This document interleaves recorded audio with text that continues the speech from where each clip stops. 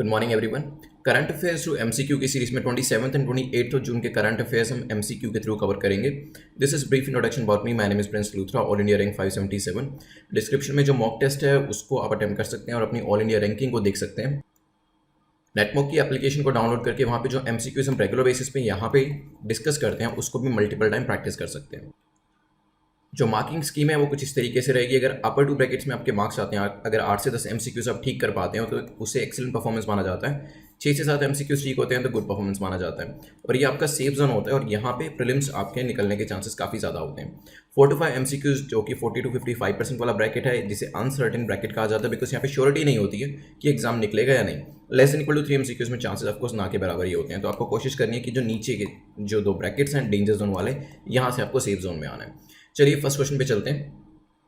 पहला क्वेश्चन पूछ रहा है 3 स्टेटमेंट्स देने के कि इनमें से कौन सी स्टेटमेंट सही है, which of the following statement is और आर करेक्ट। तो कौन सी स्टेटमेंट ठीक है इसके अंदर से। एंटी डिफेक्शन में क्वेश्चन बनाया गया बिकॉज रूलिंग पार्टी जो है क्राइसिस देख रही है मणिपुर के अंदर, और इस वजह से स्पीकर्स की पावर जो है उसके बारे में क्वेश्चंस थे और इसके कंसर्निंग न्यूज़पेपर में आर्टिकल भी दिया गया था। तो यहाँ पे पहली स्टेटमेंट कहती है anti defection law was pass in 1985 through the 52nd amendment. तो एंटी डिफेक्शन लॉ जो था 1995 में पास किया गया था और 52वीं जो अमेंडमेंट थी उसके थ्रू किया गया था। It added the 10th schedule to the Indian constitution. इसके थ्रू 10वां शेड्यूल जो था वो हमारे कॉन्स्टिट्यूशन में ऐड किया गया। The disqualification occurs when a member voluntary gives up membership of a party. तो यहाँ पे डिस्क्वालिफिकेशन होता है जब कोई मेंबर किसी पार्टी से सिलेक्ट होकर आता है और उसके बाद उसकी मेंबरशिप को छोड़ देता है। सोचिए क्या आंसर होगा, फिर डिस्कस करते हैं।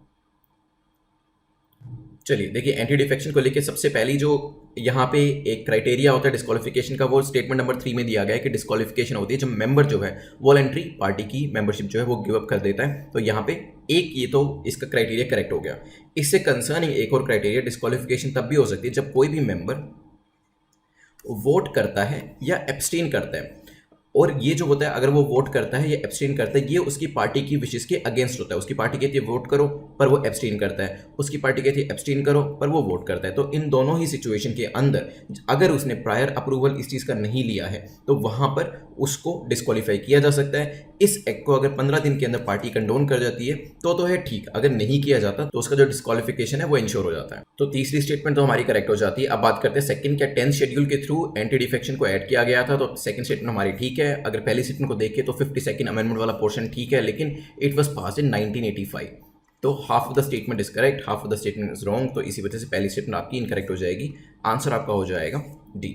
चलते हैं सेकंड क्वेश्चन के ऊपर। सेकंड क्वेश्चन जो है कि होतो हॉलन केस के बारे में है, जो कि एंटी डिफेक्शन से ही रिलेट करता है कहीं ना कहीं। तो पूछा गया है कि what was decided in Kyoto Hollen case. तो 4 आपको स्टेटमेंट्स दे रखे हैं, आपको बताना है कि कियोतो हॉलन केस के अंदर क्या डिसाइड किया गया था, क्या केस का बैकग्राउंड है वो भी डिस्कस करेंगे। बट पहले 4 ऑप्शन देख लेते हैं। पहला स्टेटमेंट यहाँ पे कहती है decision of the presiding officer is not final. जो इसमें प्रिसाइडिंग ऑफिसर जो डिसीजन देता है वो फाइनल नहीं होता है। Decision of the presiding officer is not final and can be question in any court. Decision जो है वो फाइनल नहीं है और उसे किसी भी कोर्ट में क्वेश्चन किया जा सकता है। Decision of the presiding officer is final. तो प्रिसाइडिंग ऑफिसर का जो डिसीजन है वो फाइनल है, नन ऑफ द अबव, इनमें से कोई भी नहीं। सोचिए क्या आंसर होगा, फिर डिस्कस करते हैं। चलिए देखिए, कियोतो हॉलन केस जो था 1992 में आया था। इसमें बात यही करी थी कि जो डिस्क्वालिफिकेशन किया जाता है क्या वो डिसीजन फाइनल होगा या नहीं। तो यहाँ पे जो कि एंटी डिफेक्शन से कंसर्निंग डिस्क्वालिफिकेशंस करी जाती हैं, इसके अंदर जो डिसीजन होता है प्रिसाइडिंग ऑफिसर का वो फाइनल नहीं होता है और उसे कोर्ट के अंदर चैलेंज किया जा सकता है। जुडिशियल रिव्यू जो है इसके अंदर एप्लीकेबल होता है on the grounds of mala fide and perversity. तो अगर लगता है कि जो इंटेंट है वो मेलाफाइड है तो उसको कोर्ट में लेके जाया जा सकता है। तो यहाँ पे हमारा जो आंसर होगा वो हो जाएगा बी।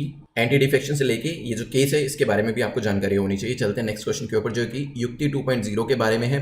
युक्ति 2.0 किस मिनिस्ट्री से एसोसिएट करता है, प्रोग्राम क्या है ये वो भी डिस्कस करेंगे। बट पहले आपको बताना है कौन सी मिनिस्ट्री से एसोसिएट करता है। क्या ये एग्रीकल्चर मिनिस्ट्री से एसोसिएट करता है, फाइनेंस से, कॉमर्स से या एचआरडी से। सोचिए क्या आंसर होगा, फिर डिस्कस करते हैं। चलिए देखिए, युक्ति की अगर आपको फुल फॉर्म पता है तो काफ़ी आसान हो जाएगा इसका आंसर करना। तो it stand for young India combating Covid with knowledge, technology and innovation. तो यंग इंडिया कोविड को कैसे कॉम्बैट कर रहा है, नॉलेज से, टेक्नोलॉजी से, इनोवेशन से। तो बेसिकली स्टार्टअप्स इसके अंदर होंगे और वो अपने आइडियाज़ लेके आएंगे ताकि कोविड-19 को काउंटर किया जा सके, कर्टेल किया जा सके। ठीक है, तो आंसर हमारा होगा ये। मिनिस्ट्री ऑफ एचआरडी जो है वो इसको लेके आया है। मिनिस्ट्री ऑफ एचआरडी ने युक्ति 2.0 जो पोर्टल है इसको लॉन्च किया है ताकि टेक्नोलॉजीज को, नॉलेज को और इस तरीके से यूज़ किया जा सके कि कमर्शियल उसको लेके जाया जा सके, कमर्शियल तरीके से उसको यूज़ किया जा सके। और ये जो सारी चीज़ें करी जाएंगी, स्टार्टअप का जो इंक्यूबेशन होगा ये हायर एजुकेशन इंस्टीट्यूशन में किया जाएगा ताकि न्यू आइडियाज़ से हम कोविड-19 को कर्टेल कर सके। तो D is the correct answer. चलते हैं नेक्स्ट क्वेश्चन के ऊपर, which is question number 4। Question number 4 जो है वो इंटरनेशनल कंपैरिजन प्रोग्राम के बारे में डिस्कस कर रहा है और पूछ रहा है कि इंटरनेशनल कंपैरिजन प्रोग्राम आईसीपी के बारे में कौन सी स्टेटमेंट आपकी करेक्ट है। पहली कहती है it is largest world wide data collection initiative, ये दुनिया का सबसे बड़ा डेटा कलेक्शन का एक इनिशिएटिव है। It is formulated under the guidance of UNSC, United Nation Security Council के गाइडेंस के अंदर इसे किया जाता है। Objective is to produce PPPs and comparable price level indices that is PLIs for participating economies. तो ऑब्जेक्टिव क्या है इसमें, बेसिकली दो चीज़ें हैं, परचेजिंग पावर पैरिटी और साथ में ही PLI which is comparable price level indices को यहाँ पे जो पार्टिसिपेटिंग इकोनॉमीज है उसको प्रोड्यूस करना। सोचिए क्या आंसर होगा, फिर इसको डिस्कस करते हैं। चलिए, रिसेंटली हुआ क्या है, रिसेंटली वर्ल्ड बैंक ने एक न्यू पीपीपी को, परचेजिंग पावर पैरिटी इंडेक्स को यहाँ पे लॉन्च किया है ऑन द बेसिस ऑफ या फिर रेफरेंस के 2017 का रेफरेंस लेते हुए अंडर इंटरनेशनल कंपैरिजन प्रोग्राम। तो इंटरनेशनल कंपैरिजन प्रोग्राम के अंदर में ये जो न्यू परचेजिंग पावर पैरिटी है इसको रिलीज किया गया है और इसके अंदर एडजस्टमेंट करी गई है कॉस्ट ऑफ लिविंग की अक्रॉस द इकोनॉमीज जो कि इसमें पार्टिसिपेट करती हैं। तो इसी वजह से आईसीपी इंटरनेशनल कंपैरिजन प्रोग्राम को हम यहाँ पे डिस्कस कर रहे हैं। तो क्या ये largest world wide data collection initiative है? बिल्कुल सही है। Under the guidance of UNSC किया जाता है, ये स्टेटमेंट भी ठीक है। और मैंने आपको ये तो बता ही दिया कि इसमें पीपीपी और पीएलआई जो है वो प्रोड्यूस किया जाता है पार्टिसिपेटिंग इकोनॉमीज का। तो तीनों ही स्टेटमेंट्स हमारी यहाँ पे करेक्ट हो जाती हैं। आंसर हमारा हो जाएगा सी। चलते हैं नेक्स्ट क्वेश्चन के ऊपर, which is concerning to economy as well. Question number 5 जो है वो बात कर रहा है which of the following statement is और आर करेक्ट। तो आपको पता है कि various M1, M2, M3, M4 monetary measures होते हैं इकोनॉमी के अंदर। अगर आपने एनसीईआरटी पढ़ी तो उसके अंदर भी ये दिए होते हैं। तो यहाँ पे पूछा गया कि इनमें होता क्या, बेसिकली है क्या। 3 स्टेटमेंट्स दे रखे हैं, वन बाय वन देखेंगे। पहली कहती है M1 is most liquid and easiest for transaction. M1 जो होता है वो सबसे ज़्यादा लिक्विड होता है और सबसे आसान होता है इसमें ट्रांजेक्शन करना। M4 इज मॉडरेटली लिक्विड, हो सकता है। M1 is the most commonly use measure for money supply, it is also known as aggregate monetary resources. तो M1 जो होता है वो मोस्ट कॉमनली यूज होता है अगर हम मनी सप्लाई के मेजरमेंट की बात करते हैं, और इसे बेसिकली यूज किया जाता है या फिर जाना जाता है एग्रीगेट मॉनेटरी रिसोर्स के तौर पर भी। सोचिए क्या आंसर होगा, फिर डिस्कस करते हैं। चलिए देखिए, M1 से M4 तक होता है and M1 is the most liquid, ध्यान रखिएगा।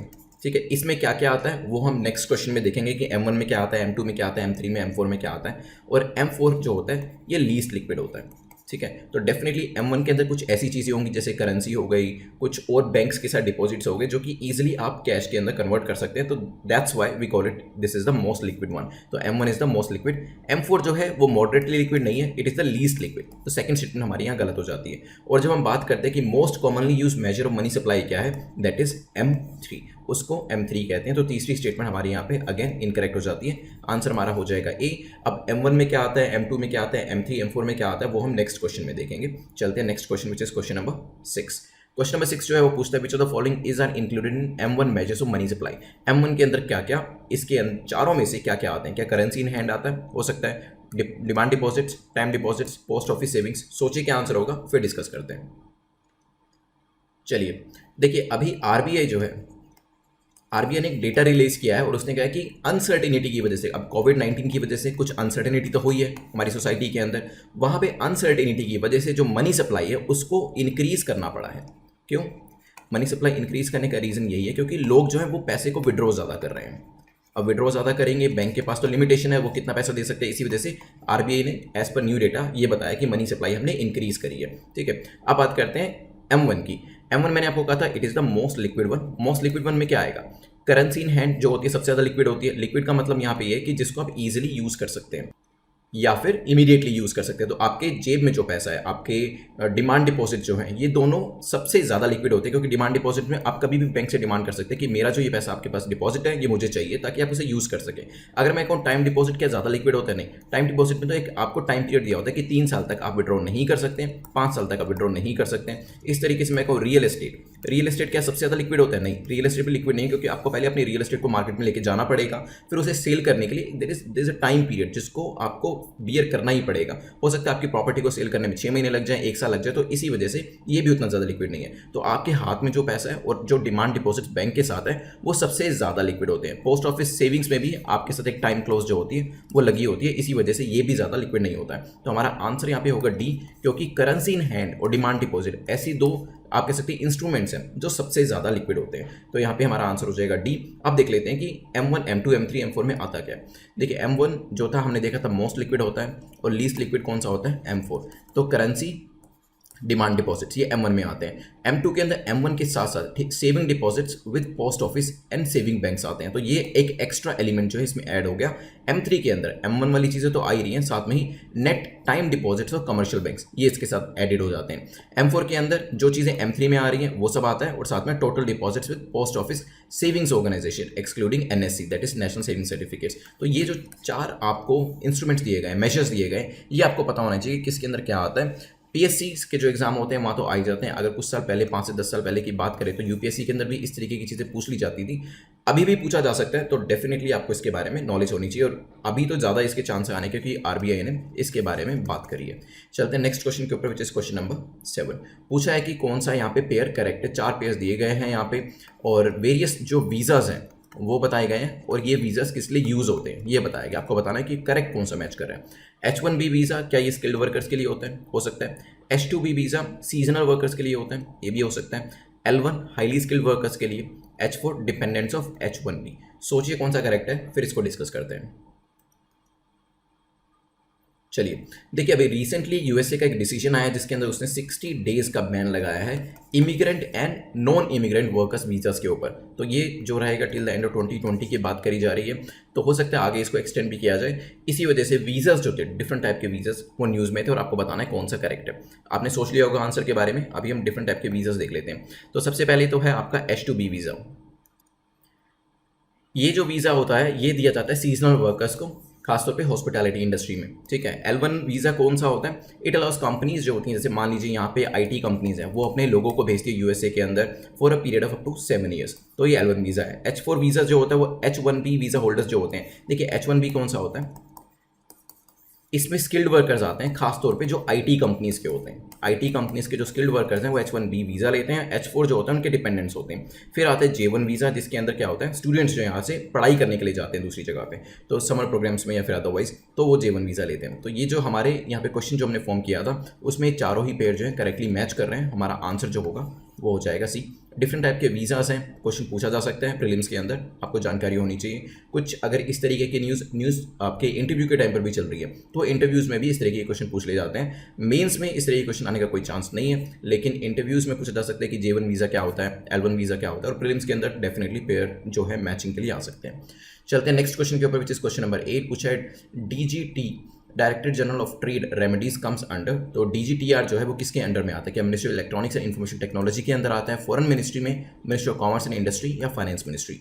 DGTR को क्वेश्चन पूछने का रीज़न यही है क्योंकि अभी एक एंटी डंपिंग ड्यूटी जो है उसको इम्पोज किया गया है, क्योंकि DGTR ने एक इन्वेस्टिगेशन करी थी और ये पाया था कि जो स्टील प्रोडक्ट्स इंडिया में इंपोर्ट किए जाते हैं, किससे, 3 मेजर कंट्री से, जिसमें चाइना भी एक है, वहां पर जो इंपोर्ट होता है वो उनकी नॉमिनल वैल्यू, जो नॉर्मल वैल्यू जो होती है उससे भी कम होता है। इसी वजह से इस पूरे इंसिडेंट को डंपिंग कहा गया और इस इन्वेस्टिगेशन में पाया गया कि बेसिकली 3 ऐसी कंट्रीज है जहां से स्टील इंपोर्ट किया जा रहा है, वहां पर जो इंपोर्ट प्राइस है वो उसके नॉर्मल वैल्यू से भी कम है। तो इस सिचुएशन में हम ये कहते हैं क्योंकि स्टील जो कि वेरियस कंट्रीज इंडिया को एक्सपोर्ट करिए, इंडिया इंपोर्ट कर रहा है, अगर वो उसकी नॉर्मल वैल्यू से भी कम है, इट मींस इंडिया को as a dumping ground use किया जा रहा है उस स्टील को डंप करने के लिए। और यहाँ पे 5 साल के लिए जो ड्यूटी है वो इम्पोज करी गई है। लास्ट टाइम भी 2019 में अक्टूबर के महीने में ये ड्यूटी जो थी, एंटी डंपिंग ड्यूटी, वो लगाई गई थी, जो कि अप्रैल 2020 मतलब अभी 2 महीने पहले ही वो एक्सपायर हो गई और इसे अब एक्सटेंड किया गया है। क्योंकि इससे क्या होगा, हमारी जो डोमेस्टिक इंडस्ट्रीज होती हैं उसको नुकसान होता है जब फॉरेन कंट्रीज